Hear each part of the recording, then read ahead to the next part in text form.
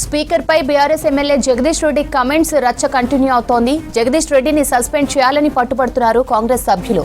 Speaker కు మద్దతుగా మంత్రులు, కాంగ్రెస్ సభ్యులు ఆందోళన చేస్తున్నారు. దళిత స్పీకర్ పై అనుచిత వ్యాఖ్యలు తప్పుపడుతున్నారు అధికార సభ్యులు. డీటెయిల్స్ షరీఫ్ అందిస్తారు. షరీఫ్,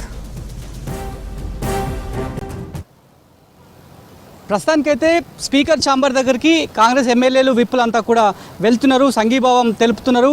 స్పీకర్ బీఆర్ఎస్ సభ్యుడు చేసినటువంటి నువ్వు అనే సంబోధన ఎట్లయితే చేశారో దాని పట్ల స్పీకర్ గడ్డం ప్రసాద్ మనస్తాపానికి చెందారనేటువంటి అంశాన్ని కాంగ్రెస్ నేతలంతా కూడా చెప్తున్నారు. దీన్ని తీవ్రంగా పరిగణించాలనేటువంటి అంశాన్ని అయితే కాంగ్రెస్ నేతలంతా కూడా చెప్తున్నారు. కొద్దిసేపటి క్రితమే ఎప్పుడైతే సభాపతి సభను 15 నిమిషాల పాటు బ్రేక్ ఇచ్చారో, బ్రేక్ ఇచ్చిన తర్వాత మీడియా పాయింట్కి ఎమ్మెల్యేలు అంతా కూడా వచ్చారు. ఎమ్మెల్యేలతో పాటు విప్పులు కూడా రావడం జరిగింది. ఒక దళిత స్పీకర్గా ఉన్న కారణంగానే ఈ రకంగా అగ్రవర్ణాలకు సంబంధించినటువంటి వ్యక్తులు దూషించారు.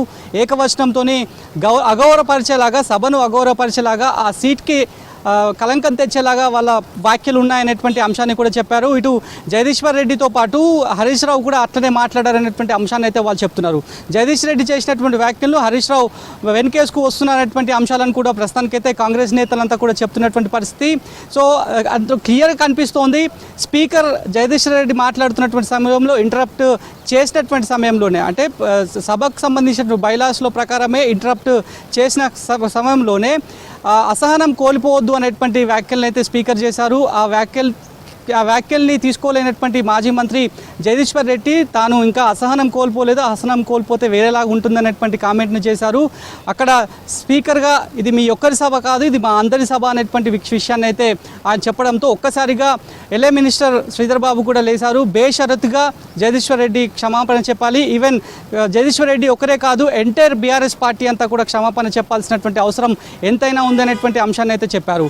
మీడియాతో మాట్లాడారు. బయటకు వచ్చి ఎమ్మెల్యేల బృందం, విప్లవ బృందం మీడియాతో మాట్లాడుతూ ఒకటే అంశాన్ని చెప్తున్నారు. రాష్ట్ర వ్యాప్తంగా ఉన్న దళిత వర్గాలందరూ, ఎస్సీ ఎస్టీకి సంబంధించినటువంటి ప్రతి ఒక్కరు కూడా దీన్ని తీవ్రంగా ఖండించాల్సినటువంటి అంశం ఉంది.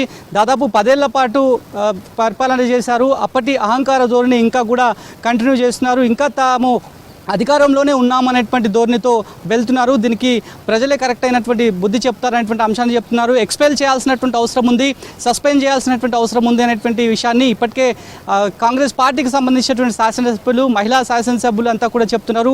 కొత్తగా ఎన్నికైనటువంటి ఎమ్మెల్యేలకు బీఆర్ఎస్ నాయకులు ఏం నేర్పిస్తున్నారు, ఏం నాలెడ్జ్ నేర్పిస్తున్నారు, గౌరవప్రదంగా ఉన్నటువంటి సభలో ఎట్లా ఉండాలి, ఎట్లా మాట్లాడాలి అనేటువంటి సంస్కృతిని ఏ రకంగా నేర్పిస్తున్నారు అనేటువంటి అంశాన్ని కూడా వాళ్ళు కూడా వాళ్ళ స్టైల్లో మాట్లాడినటువంటి పరిస్థితి అయితే కనిపిస్తోంది. ప్రస్తుతానికైతే స్పీకర్ గడ్డం ప్రసాద్ ఛాంబర్లోనే ఎమ్మెల్యేలు, కాంగ్రెస్కి సంబంధించినటువంటి విప్పులు, మంత్రులు అందరూ కూడా ఉన్నారు.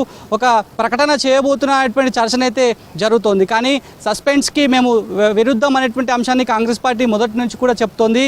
గత బీఆర్ఎస్ పార్టీ అవలంబించినటువంటి తీరు ప్రకారం చిన్న ఇష్యూని లేవనెత్తిన, ప్రజలకు సంబంధించినటువంటి ఇష్యూను తెర మీదకి తీసుకొచ్చినా కూడా ఆనాడు అసెంబ్లీ సమావేశంలో తమ ఎమ్మెల్యే సంపత్ కుమార్ని ఉట్టిగానే సస్పెండ్ చేశారు. శాశ్వతంగా ఆ సెషన్స్ అంతా కూడా గవర్నమెంట్ ఉన్నన్ని రోజులు సస్పెండ్ చేశారు. కానీ అట్లా మేము కక్షపూరితంగా వ్యవహరిస్తలేము, తమకు సమయం ఇస్తున్నాము.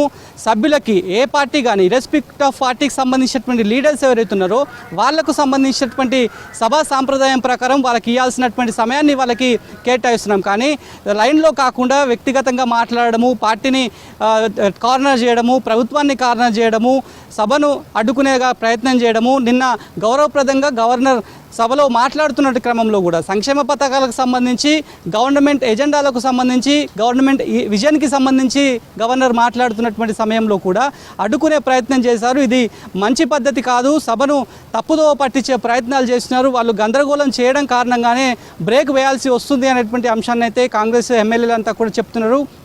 15 నిమిషాల పాటు స్పీకర్ బ్రేక్ ఇచ్చారు. కానీ ఇంకా సభ స్టార్ట్ కాలేదు. ఇప్పటికైతే ఆయన మనస్తాపంలో ఉన్నారు, మనస్తాపం చెందారు. ఎందుకంటే అందరి ముందు, ఇంతమంది సభ్యుల ముందు ఆ రకంగా ఏకవచనంతో దూషించడము, ఇది మీ సభ కాదు అనేటువంటి అంశాన్ని చెప్పడము, నువ్వు అని మాట్లాడడము, ఇది మేము జీర్ణించుకోలేకపోతున్నాం అనేటువంటి అంశాన్ని అయితే కాంగ్రెస్ ఎమ్మెల్యేలు చెప్తున్నారు. అదే మాట విప్పులు చెప్తున్నారు, మంత్రులు కూడా అదే చెప్తున్నటువంటి పరిస్థితి.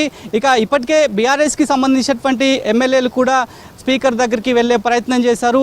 ఆ తర్వాత మళ్ళీ ఎమ్మెల్యేలు విప్పులంతా కూడా స్పీకర్ దగ్గరికి వెళ్ళి మాట్లాడుతున్నటువంటి పరిస్థితి. ఒకవైపు ఏమో కాంగ్రెస్ ఎమ్మెల్యేలంతా కూడా ఎక్స్పెల్ చేయాలి జగదీశ్వర్ రెడ్డిని అనేటువంటి అంశాన్ని కూడా చెప్తున్నారు.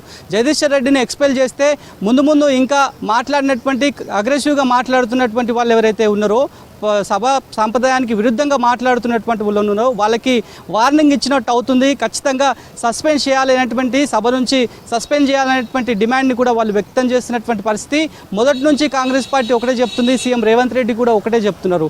సభకు ప్రతిపక్ష హోదాగా ఉన్నటువంటి కేసీఆర్ రావాల్సిందే, మా అభివృద్ధిని చూడాల్సిందే, వాళ్ళు చేసినటువంటి తప్పులను చట్టసభలో పెడతాం, సభలో చర్చకు పెడతాం కాబట్టి అవన్నీ కూడా ఆయన కల్లారా చూడాలి, చెవులారా వినాలి అనేటువంటి ఒపీనియన్తో మేమున్నాం అనేటువంటి అంశాన్ని సీఎం రేవంత్ రెడ్డి చాలా సందర్భాల్లో మీడియాతో మాట్లాడుతూ చెప్తున్నారు. మరి ఎమ్మెల్యేలేమో సస్పెండ్ చేయాలనేటువంటి అంశాన్ని చెప్తున్నారు.